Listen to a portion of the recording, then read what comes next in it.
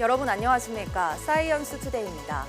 이스라엘과 하마스가 15개월 만에 휴전에 돌입했습니다. 이번 휴전은 3단계로 나뉘어 진행되는데 먼저 6주간 교전을 멈추고 인질과 수감자를 교환하기로 했습니다.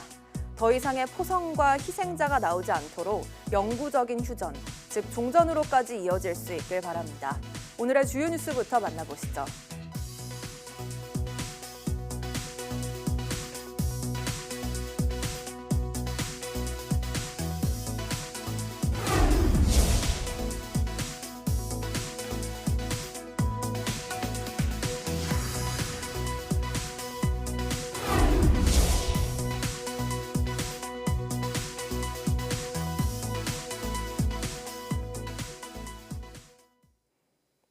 오늘도 추운 날씨가 이어지는 가운데 서울을 포함한 중부지방과 호남에 가끔 비나 눈이 내리겠습니다.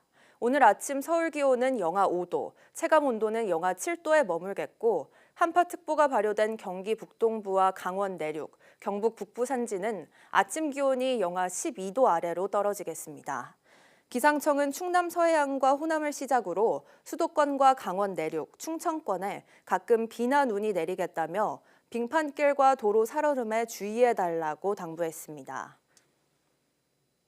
강풍의 위력이 예상보다 약한 것으로 나타나면서 미국 서부 최대 도시 LA 산불이 일단 한 고비를 넘겼다는 분석이 조심스레 제기됩니다.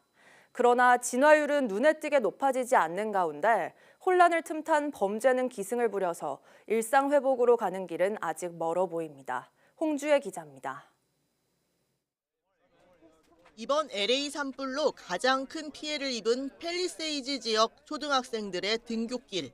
원래 다니던 학교는 불에 타버려 인근에 있는 다른 학교에서 공부하는 첫날입니다. It's just like a really nice school, and I'm really happy. I'm just really happy that they let us come in. 강풍 경보가 사흘째 이어져 불이 더 번질 거란 우려를 키웠지만 다행히 바람의 위력이 예상보단 강하지 않아 화재 진압률도 조금 높아졌습니다. 그래도 아직 안심하기엔 이릅니다. The combination of low humidity and strong winds has further dried out the brush, increasing the risk of fire. The danger has not yet passed. 혼란을 틈탄 범죄도 극성입니다. 수사당국은 특히 가격을 터무니없이 올려 폭리를 취하는 사람들에게 강력히 경고했습니다. These are people who are basically looking at this situation and saying, how can I make the most amount of money from people who are desperately seeking housing, supplies. 이런 가운데 뉴욕타임스는 화재에 취약한 지역에서 주택이 늘어나는 게 대형 산불의 위험성을 키운다고 분석했습니다. 숲이나 초원, 덤불지대와 접한 도시 외곽에 사는 사람은 캘리포니아를 비롯한 미국 전역에서 수백만 명에 이르는 것으로 집계됩니다. YTN 홍주혜입니다. 미국 서부 최대 도시 로스앤젤레스에서 발생한 대형 산불 사태가 화재로 집을 잃은 주민들뿐 아니라 지역 전체 주민들에게 상당한 타격을 줄 것이라는 분석이 나왔습니다. 미 일간 뉴욕타임스는 산불로 거의 잿더미가 된 LA 서부 해변 언덕 위의 부촌 퍼시픽 팰리세이즈 지역의 평균 주택 가격은 50억 원에 달한다고 보도했습니다. 또 다른 대형 산불 지역인 동부 내륙의 알타데나는 평균 주택 가격이 19억 원 수준이며 이번 산불로 퍼시픽 팰리세이즈와 알타데나에서는 12만여 채의 건물이 소실된 것으로 당국은 추산하고 있습니다. 이처럼 집을 잃은 이재민이 대규모로 발생했지만 지역에 비어있는 임대주택이 거의 없는 만큼 주택이 재건될 때까지 이들의 이주 수요는 임대료 상승을 크게 부추길 것으로 전망됐습니다. 또 전문가들은 산불로 파손된 상하수도와 전력설비, 도로를 재건하려면 공공자금이 필요하지만 그 재원은 딱히 마련되지 않았고 지역의 고용과 생산성도 타격을 받을 것으로 우려했습니다. 지난해 지구 평균 기온이 산업화 이전보다 1.55도 오른 것으로 관측됐습니다. 기후변화의 마지노선인 1.5도가 뚫리면서 기후관측 역사상 가장 뜨거웠던 한 해로 기록됐습니다. 임늘솔 기자가 보도합니다. 세계에서 네 번째로 큰 소금 호수였던 아랄해. 물은 온데간데 없고 선박만 덩그러니 놓여 있습니다. 지구온난화로 어부들이 일자리를 잃었습니다. 세계기상기구 보고서에 따르면 지난해 지구 평균 기온이 산업화 이전보다 1.55도 상승한 것으로 관측됐습니다. 세계기상기구는 유럽중기예보센터와 미 항공우주국 등 전 세계 6개 기상 관측 기구로부터 받은 지난해 지구 평균 기온 자료를 활용해 최종 상승치를 확정했습니다. 2015년 파리 기후변화 협약에 참가한 약 200개국이 기후재앙을 막기 위해 설정한 한계선 1.5도가 처음으로 깨진 겁니다. 세계기상기구는 지난해 평균 기온 상승폭이 1.5도를 넘은 건 일시적인 현상으로 보고 있습니다. 기후 전문가들은 2023년 시작된 엘니뇨 현상으로 지난해 기록적인 기온 상승이 이어졌다고 분석했습니다. 하지만 1.5도 한계선이 깨진 게 일시적인 현상일지라도 현재 지구기온 상승세가 빨라지고 있는 건 사실인 만큼 기후변화 대응을 위해 세계 각국이 힘을 합쳐야 한다고 목소리를 높였습니다. YTN 사이언스 임늘솔입니다. 우리나라가 초고령 사회로 접어들면서 고령자에 특화된 시니어 금융 서비스에 사회적 관심이 필요하다는 주장이 제기됐습니다. 고려대학교 고령사회연구원은 장수경제와 100세 인생을 주제로 한 동계 세미나에서 인지기능이 떨어지는 고령자들을 위해 비밀번호 없이 음성이나 지문 인증으로 금융거래가 가능한 해외 사례를 들며 초고령 사회에 알맞은 금융 제론톨로지, 즉 금융 노인학 활성화를 강조했습니다. 연구원은 국내 금융기관들도 치매 고객을 위한 대응 가이드라인을 만들었지만 제각각이어서 통일된 규칙과 가이드라인이 필요하다고 지적했습니다. 이어 국내에도 성년 후견 제도가 도입됐지만 가족이 제도를 중단하기도 어렵고 후견인을 바꾸는 것도 복잡해 본인이나 가족의 요구를 반영할 수 있도록 제도 개선이 필요하다고 강조했습니다. 소고기와 돼지고기 등 적색육과 그 가공식품을 많이 먹으면 치매 위험이 13%나 증가한다는 연구 결과가 나왔습니다. 미국 하버드대 연구진은 노장년층 13만 3천여 명을 대상으로 최대 43년간 식단과 치매 위험 관계를 추적 관찰한 결과 이 같은 결과를 얻었다고 밝혔습니다. 연구진은 붉은 육류와 가공육에 포함된 포화지방과 염분 등이 뇌세포 건강에 영향을 미치는 것 외에도 장내 미생물도 붉은 육류와 치매 위험을 연결하는 요인으로 추정했습니다. 미생물이 육류를 분해하는 과정에서 생성되는 트리메탈아민 N옥사이드가 알츠하이머병 등과 관련된 단백질인 아밀로이드와 타우의 응집에 영향을 줘 인지기능 장애를 증가시킬 수 있다고 설명했습니다. 국내 연구진이 항암제 내성이 있는 암세포에 빛을 쬐어 제거하는 기술을 개발했습니다. 울산과학기술원 권태혁 민두영 교수팀은 포스텍 박태우 교수팀과 공동으로 항암제 내성 원인으로 알려진 암세포에 자가포식을 억제할 수 있는 광반응 화합물을 개발했다고 밝혔습니다. 연구팀은 약물 내성 췌장암 세포가 이식된 쥐에게 개발한 광반응 화합물을 투입한 뒤 적외선을 쏘자 잼시타빈 항암제에 내성이 생긴 췌장암 조직이더라도 7일 만에 암이 완전히 사라지는 걸 확인했습니다. 연구팀은 현재 기존 항암제들과 병용 치료 효능을 검증 중이라며 이번에 개발된 화합물이 산화 손상을 일으키는 단백질들을 추가로 밝혀낼 계획이라고 설명했습니다.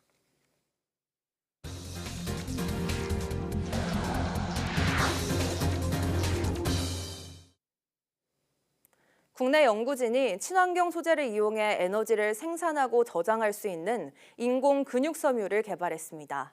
디지스트 에너지 환경연구부 임상규 책임연구원 팀은 친환경 소재인 폴리락트산과 내구성이 뛰어난 바이오 기반의 열 가소성 폴리우레탄으로 근육을 모방한 인공 근육 섬유를 만들었다고 밝혔습니다. 개발한 인공 근육 섬유는 특수 공정을 통해 만들어 기존 형상 기억 섬유 강도보다 4.18배 나아졌고 50번 이상 반복 사용한 뒤에도 98% 이상 복원력을 유지하는 뛰어난 내구성을 가졌으며 자기 무게의 5만 6천 배에 달하는 하중도 견딜 수 있습니다. 연구팀은 단순히 형태를 기억하는 기능은 물론 압력으로도 에너지를 만들 수 있고 1000번 이상 충전과 방전을 반복해도 초기 성능의 90% 이상을 유지하는 안정적인 에너지 저장 능력을 갖췄다며 의료 로봇, 웨어러블 장치 등 다양한 분야에서 활용할 수 있을 것으로 기대한다고 덧붙였습니다. 어두운 데서 움직이는 물체를 빠르게 감지하는 곤충 겸윤의 원리를 본떠 프레임 속도와 감도를 높인 고속 카메라가 개발됐습니다. 카이스트 정기훈 김민혁 교수 연구팀은 곤충의 시각 기관처럼 여러 개의 광학 채널과 시간 합산을 활용하는 방식으로 초고속 촬영과 고감도를 동시에 구현한 새로운 생체 모사 카메라를 개발했다고 밝혔습니다.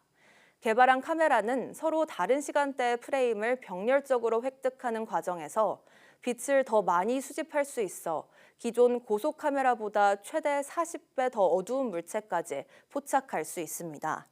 또 채널 분할 기술이 탑재돼 기존 카메라보다 수천 배 빠른 수준인 초당 9120프레임을 촬영하고 낮은 조도에서도 흐림 현상 없이 선명한 이미지를 제공합니다.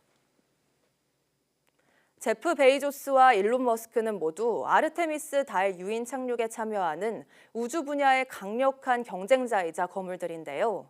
베이조스가 초대형 로켓 뉴글렌의 첫 발사에 나서면서 앞서 발사에 성공한 머스크의 스타쉽을 따라잡을지 주목되고 있습니다. 이성규 기자입니다. 제프 베이조스가 이끄는 블루 오리진의 초대형 로켓 뉴글렌.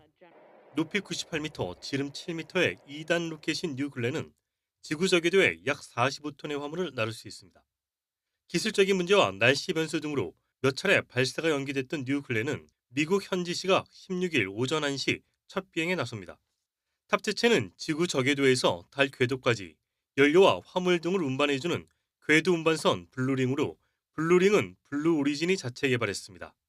블루 오리진은 뉴글렌에서 분리된 1단 발사체는 대서양에 착륙시켜 회수할 계획입니다. 베이조스의 초대형 로켓이 천회 비행에 도전하는 동안 경쟁 관계인 머스크는 스타쉽의 7번째 시험 비행에 나섭니다. 높이 120m, 지름 9m의 2단 로켓인 스타쉽은 머스크가 화성 탐사를 위해 공을 들인 초대형 로켓입니다. 스타쉽은 재활용할 경우 지구 저궤도에 150톤의 화물을 올릴 수 있으며 재사용하지 않을 경우엔 250톤까지 가능합니다. 이번 7차 시험 발사에서 스타쉽은 위성 배치에 첫 연습으로 10개의 스타링크 시뮬레이터를 배치할 계획입니다. 블루 오리진의 초대형 로켓인 뉴글렌이 발사에 성공할 경우 베이조스와 머스크 등 두 억만장자의 우주 경쟁은 한층 가열할 전망입니다. YTN 사이언스 이성규입니다. 지난달 미국 소비자 물가지수 상승률이 1년 전보다 2.9% 올랐지만 예상치에 부합해 상태가 양호한 것으로 나타났습니다. 하지만 미 연방준비제도는 경제 상황을 조사한 베이지북에서 트럼프의 정책이 경제에 악영향을 줄 수 있다고 지적해 금리 인하가 어려울 전망입니다. 뉴욕에서 이승윤 특파원입니다. 지난달 미국의 CPI, 소비자 물가 지수가 1년 전보다 2.9% 오른 것으로 나타났습니다.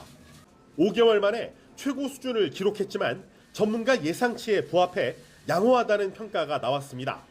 변동성이 큰 에너지와 식품을 제외한 근원 CPI는 1년 전보다 3.2%, 전월 대비 0.2% 각각 상승하며 예상치를 0.1%씩 밑돌았습니다. 이런 가운데 미국 최대 은행인 JP모건 체이스의 지난해 4분기 순이익이 1년 전보다 50% 증가하는 등 미국의 대형 은행들이 예상을 뛰어넘는 수익을 기록했습니다. 소비자 물가 안정세와 은행 실적 호조에 힘입어 뉴욕 증시 3대 지수는 일제히 동반 상승했습니다. 하지만 미국의 중앙은행인 연방준비제도는 경제 상황을 조사한 베이지북 보고서를 통해 미국 기업들이 트럼프 당선인의 정책이 경제에 미칠 영향을 우려하고 있다고 전했습니다. A big tariff plan would no doubt be a problem for investors.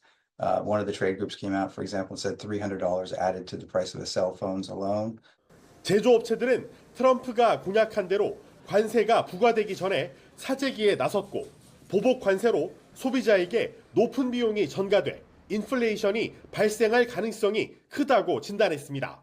제롬 파월 미 연방준비제도 의장은 물가 상승률을 2% 목표치로 되돌리기에는 아직 갈 길이 멀다고 밝힌 만큼 조만간 금리 인하를 단행하기는 어려울 것이란 전망이 나오고 있습니다.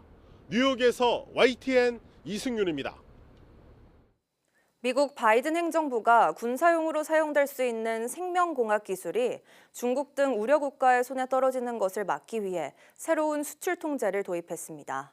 미국 상무부는 현지 시간 15일 생명공학 실험실에서 쓰는 특정 장비를 수출할 경우 정부 허가를 받도록 하는 수출 통제 규정을 발표했습니다. 개별 세포와 입자의 특성을 파악하는 데 사용되는 유세포 분석기, 단백질 유전 정보학에 쓰이는 액체 크로마토그래피 질량 분석기 등 두 종류입니다. 상무부는 이들 장비가 미국의 국가 안보에 위협이 되는 연구 개발에 사용될 수 있다고 설명했습니다. 장비를 통해 확보한 대량의 생물학 정보로 인공지능을 훈련해 신체 능력 향상, 뇌와 기계를 연결하는 인터페이스, 합성 소재, 생물학 무기 등 군사용으로 활용할 수 있다는 것입니다. 이번 수출 통제는 바로 적용되며 한국을 비롯해 수출 통제 국가 그룹 A1에 속하는 국가에 수출할 경우 허가를 받지 않아도 됩니다. 중국과 러시아 등 그룹 D1과 D5에 속한 국가에는 수출을 기본적으로 허가하지 않습니다. 뉴욕 증시에서 주요 기술주가 일제히 상승한 가운데 미국 전기차 업체 테슬라 주가는 신형 모델의 중국 내 인기몰이와 대형 투자은행의 목표 주가 상향 조정에 힘입어 8% 급등했습니다. 뉴욕 증시에서 테슬라 주가는 전날보다 8.04% 상승한 428.22달러, 62만 3,488원의 거래를 마치며 지난해 12월 27일 이후 최고가를 기록했습니다. 시가총액 1위 애플과 엔비디아, 마이크로소프트, 알파벳, 아마존, 메타 등 주요 기술주가 일제히 상승한 가운데 테슬라의 오름폭은 가장 컸습니다. 주니퍼란 코드명의 신형 모델 Y가 중국에서 사전 주문 첫날부터 인기를 끌고 있다는 소식이 주가 상승에 영향을 미친 것으로 풀이됩니다.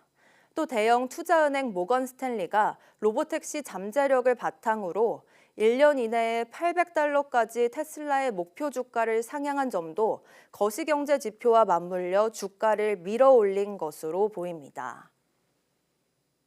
이스라엘과 팔레스타인 무장정파 하마스가 가자 전쟁 휴전 합의에 도달했습니다. 2023년 10월 이후 15개월간 이어진 양측의 무력 충돌이 이번에는 제대로 멈출지 주목됩니다. 김지영 기자가 보도합니다. 이스라엘과 하마스의 휴전 협상을 중재해온 카타르 총리.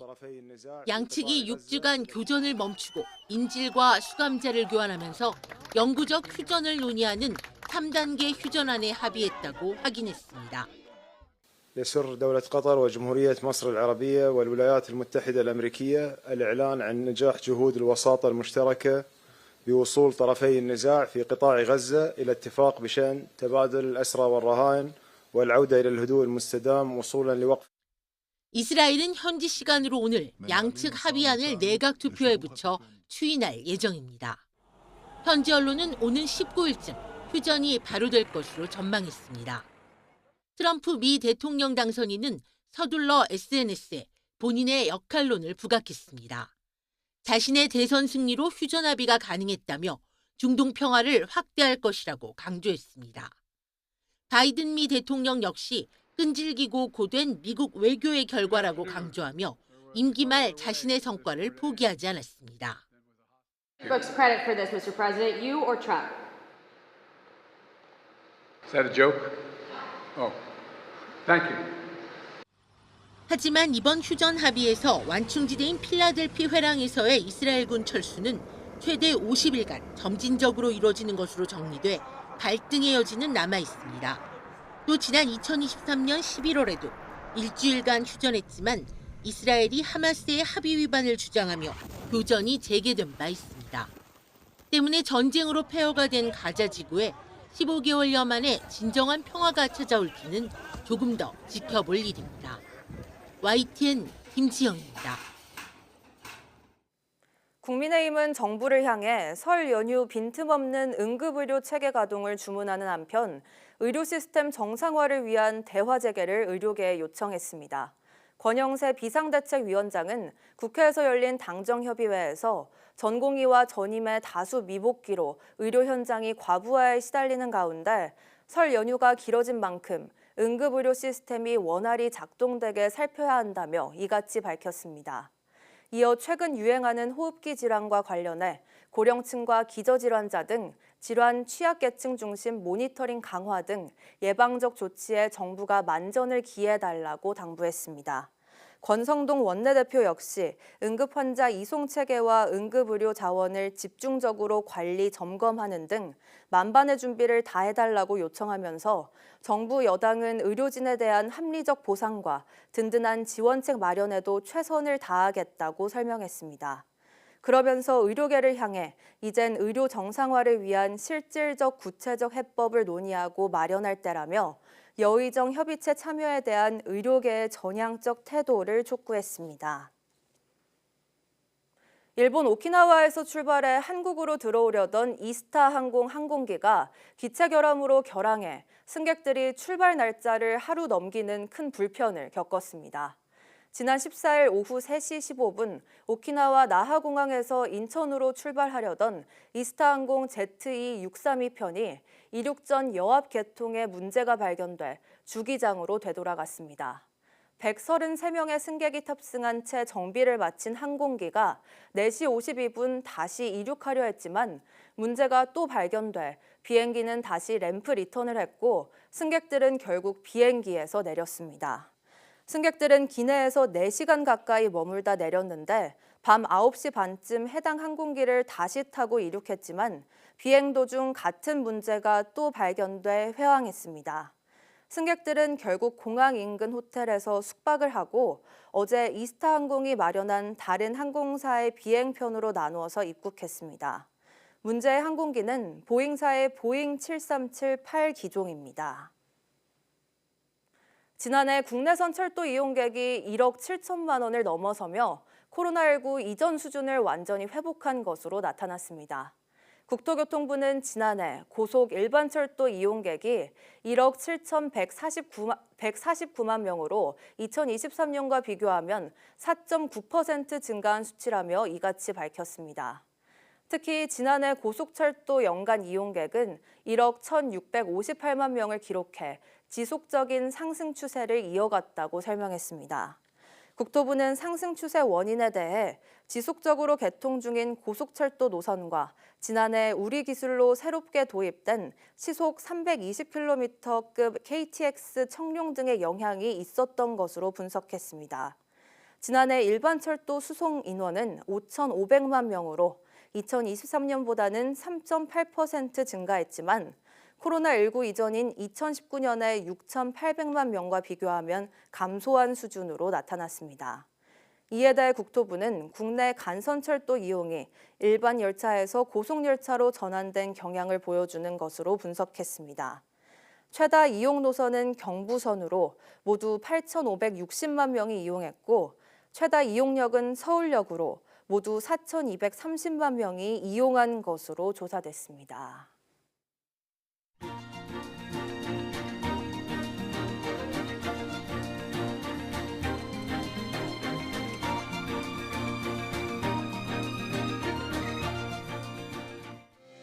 (1월 16일) 오전 사이언스 투데이 마칩니다.